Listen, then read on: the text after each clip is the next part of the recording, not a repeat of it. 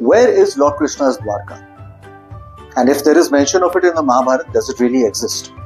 Well, the facts as we know them today prove that Lord Krishna's Dwarka did exist, which goes to prove that Lord Krishna himself also did exist and walked this earth.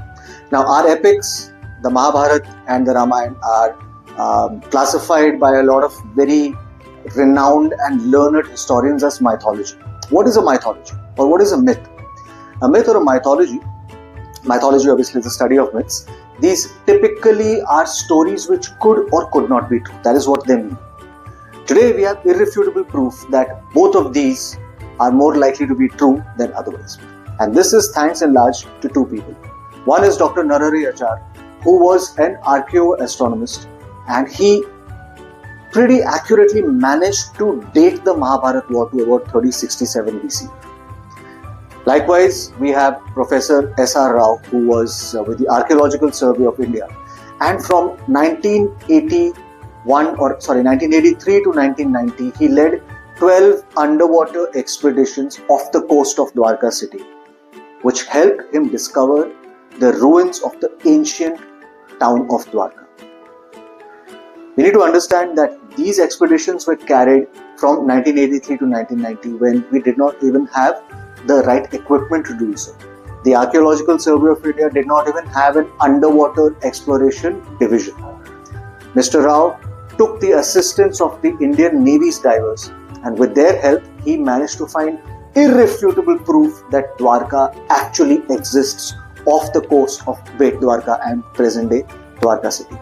They found innumerable stone anchors, pillars, carvings, and ruins of an ancient city.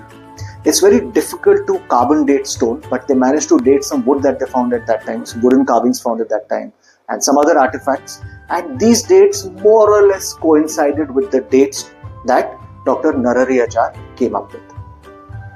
Dr. Rao petitioned the Indian government at that time to allocate 14 crores to him so that he could continue his research. Unfortunately, that grant was disallowed. He was not given the funds that he needed to continue the research. For whatever reasons, the government of that day decided that this is not important and they don't need to do this. As a matter of fact, a recent RTI or Right to Information application filed by someone also came out with the facts that the department claims we never received any request from Dr. Rao for funds. Dr. Rao himself, in his memoirs or in his book on the search for the lost city of Dwarka, says that he had put in an application requesting for these funds.